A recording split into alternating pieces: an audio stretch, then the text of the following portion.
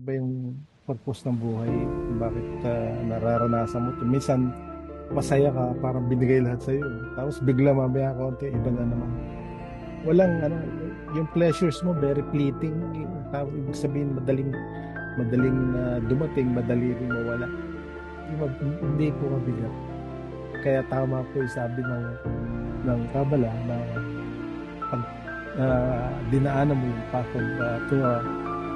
Sa aking pong experience, ang aking naramdaman sa yung pagkakaiba ng path of Torah sa path of suffering,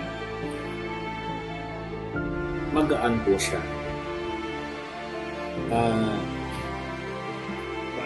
Para akong nililift up sa gusto kong ginagawa.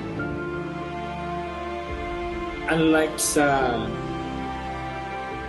path of suffering, talaga pong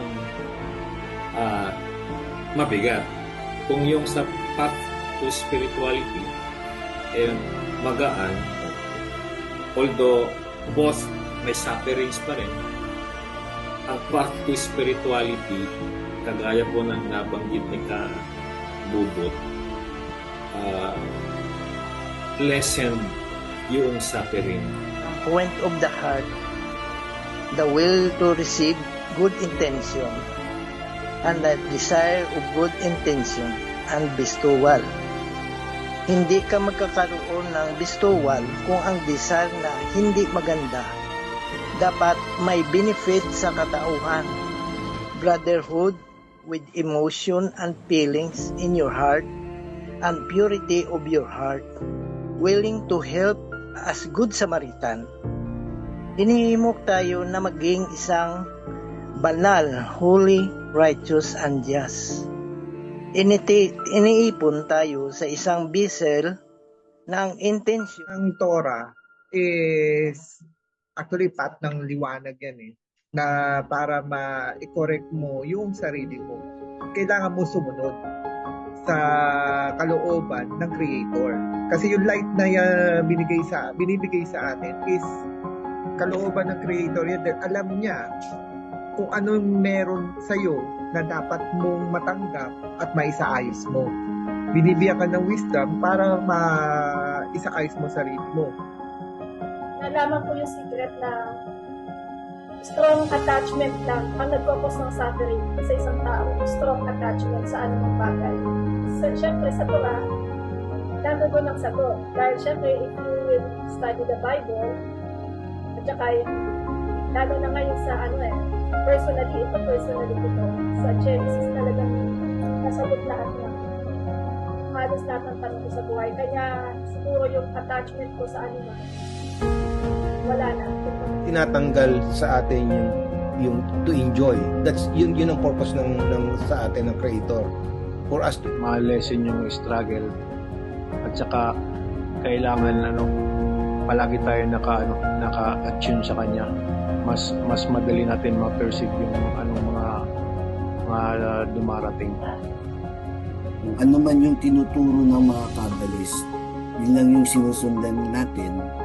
Bahala ka kung paano mo siya mapapaganda. Tama rin yung sinabi mo na kumabit ka sa battery. Yung convention, mayroon akong naramdaman doon na kakaiba. Sa akin yung path of sufferings, ito yung sinasabi kong natural fact natin. Sa loob ko, kulang ako sa knowledge. Kulang ako sa wisdom. Ngayon, nandito na tayo sa path of Torah naman. The same, makaka-experience din tayo ng sufferings. Pero, alam na natin bakit tayo meron ba tayo nagsasuffer. Alam na natin, hindi na tayo ngayon hirap gaya ng dati kasi alam natin yung reason bakit tayo nagsasuffer. Alam natin na ito ay correction na para mabago ang landas natin. Alam natin na itong sa path of Torah, meron tayong matatanggap na reforming lives para baguhin natin ang sarili natin. Yung path of Torah, daang maliwanag papunta sa Creator.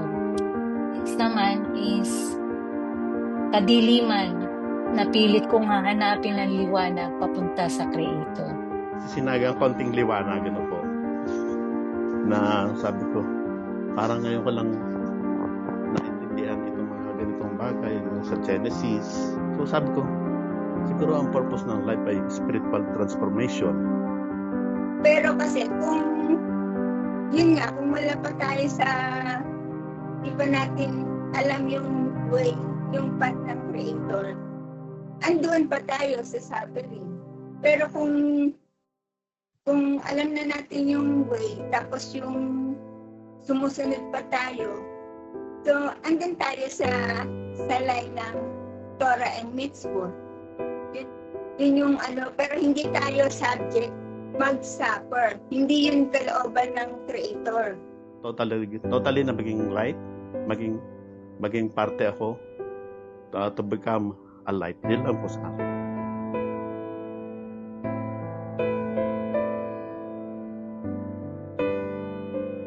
Ang ganong kabilis, ang lift ng development,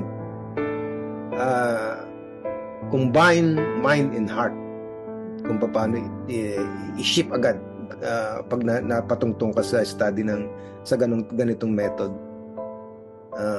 You don't need to believe, you have to find by yourself. Ang Kabala, hindi ito religion, kundi kailangan natin sundin. It is a must na malaman natin na ito lang ang paraan na mailigtas ang mundo sa kapahamakan. The law of cause and effect. Magkakaroon tayo ng koneksyon ng bawat isa sa atin, maging hindi lang sa mga Kabbalists, kundi buong katauhan in general. Kasi ito lang ang paraan na maligtas, na magkakaroon ng peace sa buong mundo. Walang away, walang gulo, kundi kapayapaan. Pag may unity sa buong Bisel, magkaroon ng unity sa Bisel as one people, one mind, and one heart.